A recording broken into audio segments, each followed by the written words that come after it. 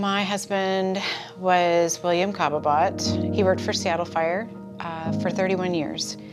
And he died September 1st of last year of cancer.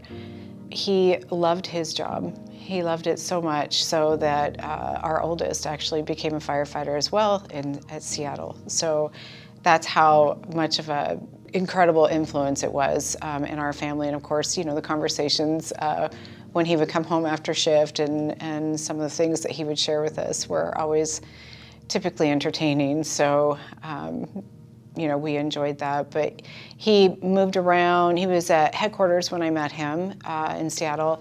He worked on the hazmat team for many years. He was sort of part of the foundation of that there.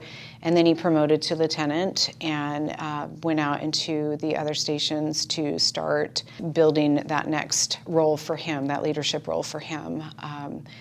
He was a great leader, but he was a friend. So he had a tremendous amount of respect that he had within the department.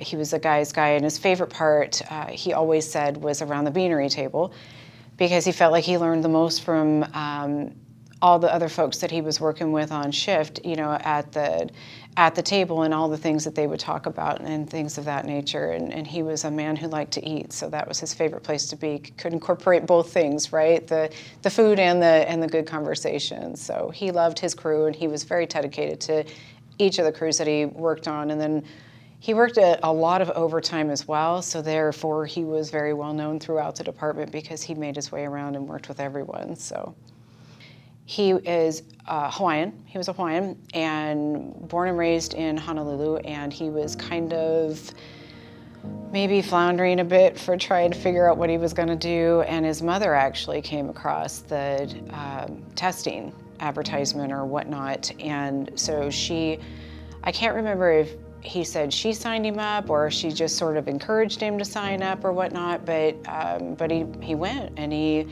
passed and he got into Honolulu Fire Department, and he worked there for 3 years before he transferred into Seattle.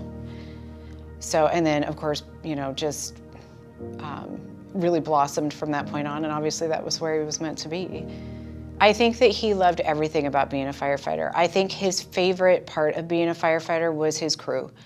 Whether he was the leader of that crew or not. And when he was informally with the group, to say he was not yet the lieutenant, he was sort of the informal leader because he just had garnered that respect from those that he worked with. He was always ready to jump in and do anything to help the rest of them. He listened, he guided, he was always willing to train. And he really loved his crew. He had tremendous respect for the people who showed up with him on the line every single shift, and they all went through that shift together. They were a family. They put their lives on the line for one another. They were there to have one another's backs. That family meant everything to him, and that was, I would say, the most important part of his job. The guys, the crew, was who he showed up for more than anything. However, I would also say that he felt that it was very much his honor to show up on someone else's worst day and be able to be a part of helping them and hope to make that difference from it becoming even worse than that. He was a big presence in any facet of life that he stood in, whether it be at the department, whether it be at home, whether it be a social gathering that we walked into. He walked in and he was that presence that everybody knew he was there. He could talk to anybody.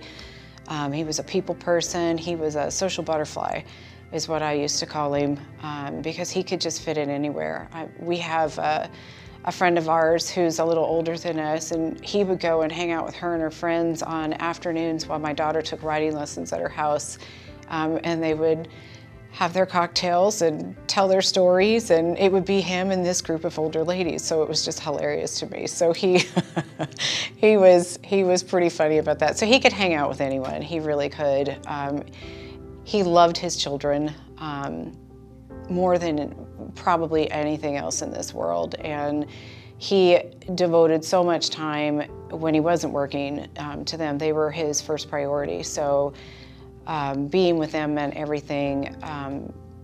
whether it be sharing stories from work, whether it be sports. When the older kids were, there's 4 kids that were in our family, and so the older kids were involved in a lot of sports, so he was always very involved in that, always very supportive. And then we also have 2 younger kids, they're teenagers, that I will have to finish raising without him, but at least they're old enough to have gotten enough time with their dad that they'll be able to carry that memory with them through the rest of their life.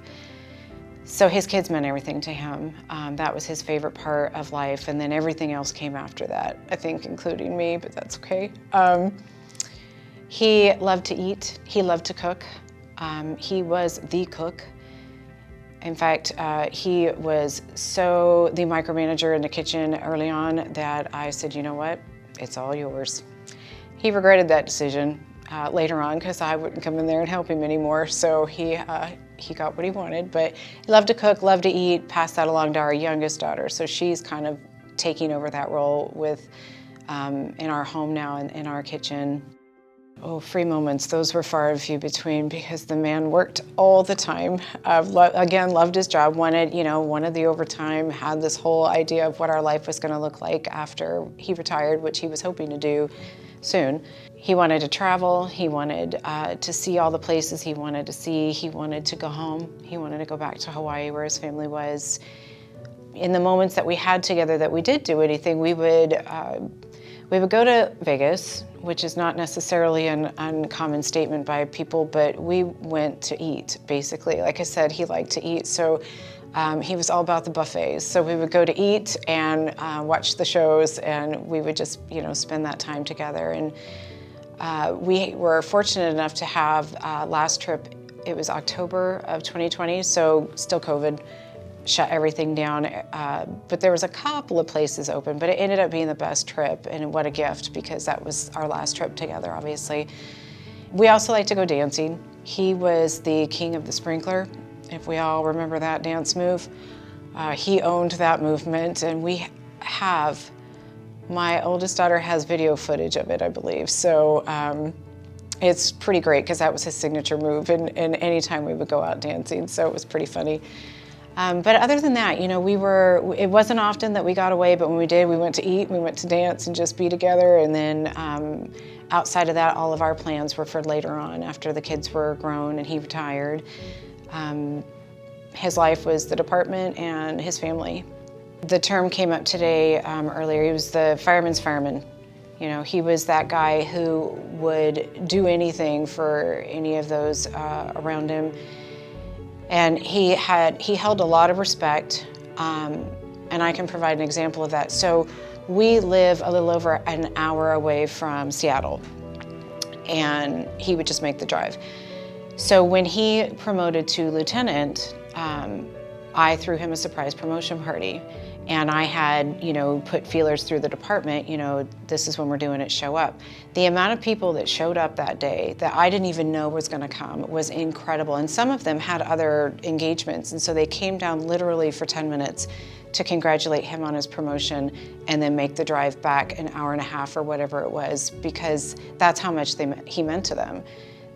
So he had a great sense of humor. He listened to all the guys. He loved to listen to, or try to guide them in whatever it was that they were going through. If they had a problem, he loved them, and they knew that. And he got along with everybody. He didn't necessarily, there were always, how did he call it? He never was one who complained about work. He never complained about the people that he worked with, but he would call them different personalities, the ones that maybe you don't get along with as well, but he never wanted to sort of refer to it like that. So he was always still, how could I make this better? How could I make it work? That kind of thing. So he had a lot of respect from the guys that he worked with. As I said, it was indicated when everyone showed up for that promotion party.